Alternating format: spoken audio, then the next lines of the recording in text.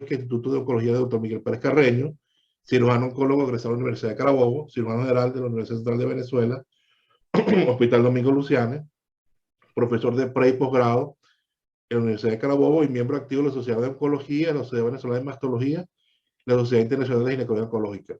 El doctor Ronald Castillo nos va a hablar pesquisa de cáncer cervical, argumento a utilizar el test de BPH. Adelante, Ronald. Muchas gracias, doctor. Estoy solicitando el permiso para compartir mi pantalla.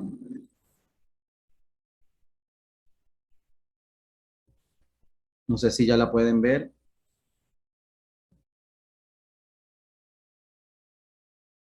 ¿Pueden ver mi pantalla ahorita? Ahora sí se está compartiendo, ahora sí. Ok, bueno, vamos a hablar un poco sobre la pesquisa del cáncer de cuello uterino, argumentos a favor de la tipificación del BPH. Bueno, hemos visto en el transcurso de la mañana que todavía el cáncer de cuello uterino sigue siendo un problema de salud pública mundial. Cerca de 600.000 casos se reportan de cáncer de cuello uterino anualmente, con una mortalidad cercana a los 260.000 casos por año. Y con este mapa mundial que nos representa, que nos muestra Globocam para el año 2020, vemos cómo afecta con una mayor frecuencia a países de riesgo bajo y de medianos recursos. Lo que nos dice que los países de altos recursos con buenos programas de pesquisa, con vacunación, pueden disminuir la incidencia de esta patología. Vemos un aumento en la frecuencia en Latinoamérica, África, y de igual forma también en las cifras de mortalidad.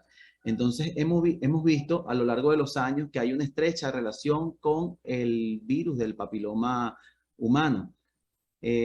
Bueno, ya de esto han hablado también previamente. Esta es una meta que propuso la OMS para el año 2018 y luego fue publicada para el año 2019, que habla sobre las metas para el año 2030 en relación al cáncer de cuello uterino. Entonces, la famosa propuesta 90-70-90, que 90% deberíamos tener un 90% de cobertura en la vacunación, 70% de pesquisa y 90% de esas pacientes diagnosticadas que sean tratadas. Sin embargo, la meta es que la incidencia sea menor a 4 casos por 100.000 habitantes para el año 2030. Entonces, ¿por qué es importante la tipificación del BPH? Bueno, es importante que nosotros conozcamos un poco sobre la historia de la pesquisa en esta patología. Bueno, y deberíamos mencionar las primeras colposcopias que realizó Hinselmann con Leitz en Alemania. Sin embargo, para esa fecha, bueno, Alemania era un país que ya estaba por pasar las etapas de la guerra, además que el procedimiento colposcópico suele ser complejo, sobre todo el lenguaje entre colegas. Eso impidió y posteriormente fue opacado por la publicación del test de Papanicolau por el doctor George Papanicolau en el año 1941. Y de verdad que este fue el estudio que como que se popularizó más en todo el mundo. En los años 80 se establece que hay una fuerte relación con el virus del papiloma humano. No siempre esto fue así, se estudiaron otros virus y también la relación con el cáncer de cuello uterino, entre ellos el herpes. Se estudiaba la relación entre el herpes y el cáncer de cuello uterino previamente. Y bueno, a partir del año 2000 se ha venido identificando el BPH como una infección precursora del cáncer de cuello uterino. Y si revisamos la literatura desde los años 90, 2000, 2010, 2020, vemos que la relación entre BPH y cáncer de cuello uterino era 80%, 85%, 90%, y los estudios más nuevos hablan ya de 98 a 99% de relación entre el BPH y el cáncer de cuello uterino. Entonces, eso nos trae o ha traído en la ciencia un mayor estudio a través de la tipificación, o ha cobrado mayor importancia la tipificación del BPH, ya que se ha identificado como infección precursora al cáncer de cuello uterino. Bueno, esto por mencionarle uno de los estudios que se ha publicado. Esto fue un estudio que revisó la prevalencia de los tipos de BPH en lesiones de alto grado y cáncer de cuello uterino en Latinoamérica. Aquí se reportaba que había una relación entre el BPH y cáncer de cuello uterino cerca del 90%, siendo el más frecuente el subtipo 16 y 18, que ya se ha mencionado previamente. Por lo tanto, aquí es donde cuando uno habla sobre esto o informa sobre esto, demuestra la importancia que tiene la tipificación del VPH en los métodos de screening y de pesquisa. Sin embargo, toda la información que hemos visto el día de hoy es sumamente importante, porque cuando a nosotros los médicos, los clínicos, los cirujanos oncólogos que evaluamos esta patología, los ginecólogos oncólogos, los ginecólogos que evalúan esta patología o médicos generales, a veces hablamos de tipificación de VPH como que si fuese un solo estudio. Entonces, no, a veces tenemos el desconocimiento de que existen otras pruebas y de que puede variar la sensibilidad y la especificidad de acuerdo a la prueba que nosotros estamos utilizando. Entonces, por eso, de aquí es la importancia de hacer este tipo de revisiones. Bueno, para hablarles un poco sobre tipificación de VPH, ya se explicó muy bien en las conferencias anteriores, pero bueno, para hacer una especie de resumen, que la podemos dividir en dos grandes grupos, las amplificadas y no amplificadas. Una de las más populares, la técnica de captura híbrida, que la mencionó la licenciada Mayra Ávila, y la reacción de cadena de polimerasa, que es una de las más popularmente conocidas. La principal desventaja, que yo voy a hablar primero de las desventajas y después les voy a hablar de las ventajas. La principal desventaja podría ser la baja especificidad, no porque la prueba no detecte el virus, sino la detección positiva de la prueba y que esa infección no traiga una consecuencia, no sea una infección persistente en el tiempo, que sea un factor de riesgo para el cáncer de cuello uterino. Entonces, de ahí ha venido la evolución en este tipo de pruebas de identificar cuál es el paciente que de verdad presenta una infección de riesgo por VPH. Entonces, de ahí han venido las pruebas, como muy bien lo explicó la licenciada Mayra Ávila, pruebas de detección de ARN mensajero con las oncoproteínas E6 y E7, que son las que presentan estas oncoproteínas infecciones persistentes. Y estas pruebas positivas aumentan la especificidad de las pruebas por tipificación de VPH. Entonces, es una prueba altamente sensible, es un abordaje, una pesquisa molecular, que es lo que tiene a favor la tipificación en comparación con la citología, que no dependemos de evaluaciones interobservadoras, que a veces pueden ser operador dependiente, sino que es una pesquisa molecular, permite unos intervalos de screening un poco más amplios, una prueba de detección de VPH negativa puede dar un intervalo libre de enfermedad de 5 años, de 3 a 5 años, como lo mencionaron anteriormente, y que esta prueba o este test de tipificación de VPH puede ser más efectiva en pacientes posmenopáusicas. Todos sabemos que en las pacientes posmenopáusicas esa zona de transformación a veces no es visible, no es accesible, se encuentra dentro del canal endocervical y eso puede disminuir un poco más la sensibilidad de la citología cervicovaginal. Aquí la tipificación cobra un poco más de valor. Este es un estudio bastante interesante publicado en el año 2019 que habla sobre los falsos positivos en estas pruebas de detección de VPH o tipificación de VPH, que es muy importante que nosotros lo conozcamos. Hay veces que yo veo en mi práctica diaria, veo pacientes preocupadas por una tipificación 16 sin lesiones alguna. Y esto es muy importante a veces informarle al paciente. Nosotros, bueno, personalmente a mí como oncólogo nos ha tocado estudiar mucho el comportamiento de este virus porque nosotros somos los que les damos la cara a veces al paciente y en muchas oportunidades me ha tocado, bueno, llamar por teléfono a compañeras, a colegas, infectólogos. En varias oportunidades he tenido que hablar con Andreina sobre pruebas de PCR para conocer cuál fue el tipo de prueba de PCR que se le hizo a la paciente, porque no todas las tipificaciones de VPH son iguales y tienen igual pronóstico para el paciente. Este estudio lo quiero traer aquí a acotación porque me parece que es muy importante, habla sobre los falsos positivos y cuando hablan de falso positivo no quiere decir que el paciente al final no tiene la infección por VPH, sino que son pacientes que reportan el test positivo, pero que son pacientes que no van a presentar un mayor riesgo no van a presentar un riesgo para un cáncer de cuello uterino en un futuro. Y por eso es que a medida que se van agregando y van evolucionando las pruebas de tipificación de VPH, van mejorando esta parte y por eso ahora se está haciendo el estudio de ARN mensajeros con oncoproteínas E6 y E7 y están haciendo actualmente otras cosas que se les voy a mencionar al final de esta presentación para evitar estos falsos positivos. Porque, ¿cuáles son las implicaciones de un falso positivo en una paciente que no va a tener un mayor riesgo para un cáncer en un futuro? Bueno, eso puede ocasionar ansiedad, puede ocasionar depresión, puede ocasionar problemas de pareja en la paciente si no lo informamos de una forma adecuada. En los países donde se hace un screening o en el mundo, cuando hacemos programas de screening, los test de tipificación de VPH con los falsos positivos pueden traer un mayor número de colposcopias innecesarias, y eso también es importante identificar cuáles son esos pacientes que pudieran ser falsos positivos, y por eso es que las pruebas de tipificación de VPH han venido evolucionando. La tipificación de VPH es un método de screening que se está o sea, han ido evolucionando en la mayoría de los países en todo el mundo. Por ejemplo, en los países de Europa, estos son los países que han venido ya adoptando el método de tipificación de VPH como método primario para la pesquisa. Países como Italia, Francia ya lo adoptan en primera línea. Hay otros países como Reino Unido que todavía siguen siendo tanto tipificación de VPH como citología a la vez. Y hay otros países, por ejemplo, los Países Bajos, que todavía utilizan la citología como método primario. Sin embargo, hay un aumento en los últimos años están adoptando la tipificación de VPH como método primario de pesquisa.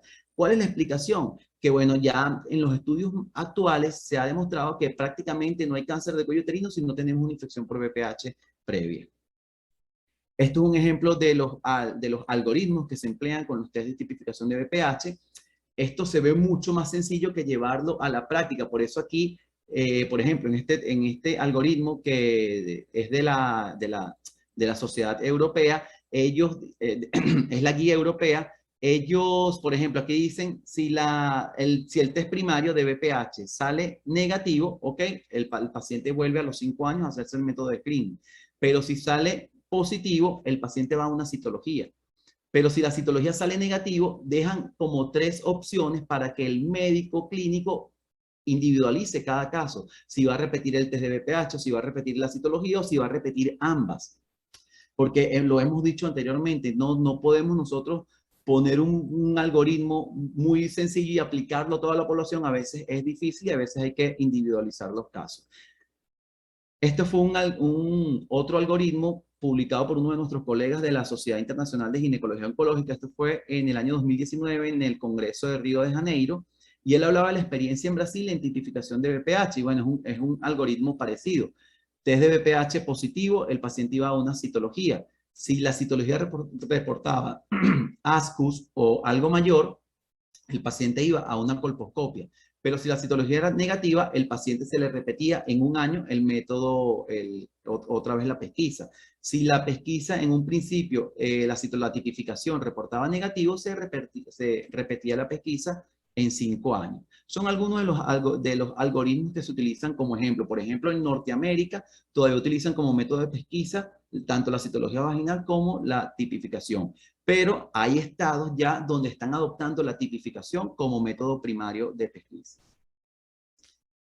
Otra de las ventajas que nos brinda la tipificación de VPH es la muestra que se puede tomar la paciente sin necesidad de acudir a un centro de salud. Esto también hay varios países en donde han estudiado la sensibilidad y especificidad de este estudio. Tiene una buena aceptación sin cambios o diferencias entre la edad de la paciente, nivel de educación y estatus marital. Hay pacientes que refieren, pero es importante decir esto, que hay pacientes que refieren mayor confianza que un médico les tome la muestra, porque a veces quedan con la duda cuando salen estos resultados negativos si se tomó la muestra de la forma adecuada. Entonces, en países donde se ha adoptado que se hagan este autoexamen, hay en oportunidades acompañan a algunos profesionales de salud, acompañan a las casas para asesorar un poco a las personas que están tomando estas muestras. Tiene similar sensibilidad y especificidad, pero aquí es difícil englobar todos los métodos de tipificación porque se han empleado diferentes métodos de tipificación de VPH para las automuestras. Sin embargo, es una opción que nos brinda a diferencia de la citología cervicovaginal. Es importante aquí mencionarles, no es el tema de esta conferencia, pero ahorita hay nuevos métodos diagnósticos que se están utilizando para la pesquisa, como por ejemplo la metilación del ADN, los biomarcadores de P16 y Ki67, porque la idea es identificar a ese paciente o a esa paciente que presente oncoproteínas que van a estar de verdad en riesgo para el cáncer de cuello uterino. Y esto surge con una opción bastante interesante. Sin embargo, estos exámenes no deben ser interpretados de una forma inadecuada. Debemos ser muy cautelosos y cuidadosos. Ahorita yo creo que en nuestro país sería difícil hablar de otro método que posponga o que suplante la citología cervicovaginal, porque es el método que tenemos nosotros ahorita actualmente en nuestro país. Pero es importante conocer esto. También está pasando que se está haciendo citología ya con inteligencia artificial. Uno de los sesgos que tenía la citología cervicovaginal es primero, quién tomaba la muestra. La persona que tomaba la muestra estaba de verdad entrenada para hacer esta citología cervicovaginales. La muestra era bien fijada. Y después, ¿quién estaba evaluando la muestra? ¿Es un citotecnólogo o es un médico patólogo con el entrenamiento adecuado para identificar lesiones de alto riesgo o de bajo riesgo? Bueno, la inteligencia artificial lo que hace es identificar una serie de patrones ya como lesiones de alto riesgo y de bajo riesgo, y según millones de datos que tienen esas computadoras, bueno, ellos, según la muestra que nosotros tomamos, ellos hacen un diagnóstico y eso, por lo tanto, aumenta la sensibilidad y la especificidad, pero son todavía exámenes que no están completamente aprobados, no, se está trabajando en eso y para allá van los estudios. Entonces, como conclusión, podemos hablar que el test de tipificación juega un rol importante, muy importante en la pesquisa. ¿Por qué? Porque el 98-99% de los casos de cáncer de cuello uterino tienen una lesión precursora de BPH. El clínico debe conocer la indicación del BPH y debemos conocer sobre los diferentes tipos de pruebas y cuál es la importancia de una tipificación positiva y cuál no. Eso lo debemos conocer. Los falsos positivos de test de BPH, ya les mencioné anteriormente a qué me refiero, pueden ocasionar estrés psicológico, producir mayor referencia a colposcopia. En la mayoría de los algoritmos, para reducir este número de colposcopias innecesarias, aplican una citología cervicovaginal antes de referir al paciente a una colposcopia. Otra cuestión importante, aquí hablándoles de la colposcopia, que no es que una colposcopia en la primera consulta está mal indicada. Esto va a variar de un país a otro. En Estados Unidos no aplican igual colposcopia que, por ejemplo, en Alemania. Eso va a depender del método de screening. También es importante, y voy a aprovechar aquí para aclarar, que nosotros no podemos tomar como referencia, por ejemplo, el screening que hacen en Estados Unidos, o no podemos tomar como referencia el screening que hacen en Australia. Nosotros tenemos que adoptar un método de screening aquí, nosotros en Venezuela, el que mejor se adapte a nosotros. Cada país debe evaluar cuál es el programa de pesquisa que mejor se adapte a cada situación. Posterior al test de BPH negativo, la tasa libre de enfermedad es equivalente a 5 años o superior, y esto hace que sea que sea superior a la citología, que el método de enfermedad libre es aproximadamente de 2 años. Importante, y siempre aprovecho todos los espacios para hablar sobre la vacuna contra el VPH. Vi que la doctora Paula Cortiñas dio una excelente conferencia y bueno, un artículo que se acaba de publicar hace 8 días lo colocó en su conferencia. Ya nosotros veníamos hablando de la efectividad de una sola dosis en la vacuna tetravalente. Lo había mencionado el estudio Patricia, pero con 292 pacientes.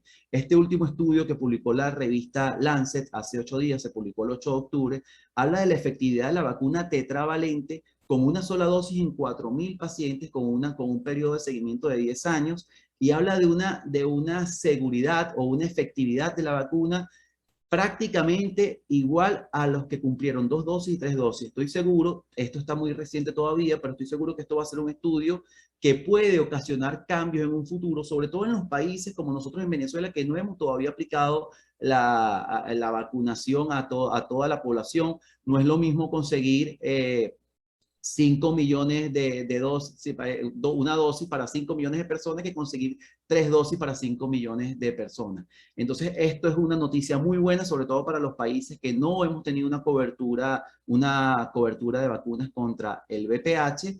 Y bueno, me parece que también es importante que nosotros como médicos, como especialistas, debemos tener la responsabilidad de ver cómo está la educación sexual en nuestra población. Tenemos que hablar de VPH para la población más vulnerable, que son los adolescentes, los adultos jóvenes y adolescentes. Y bueno, y seguir haciendo esta serie de reuniones. Muchísimas gracias a todos por su atención. Aquí están mis redes sociales y mi cuenta aquí de YouTube, donde también podemos seguir en contacto, y si tienen alguna pregunta, con mucho gusto la responderé luego de esta conferencia.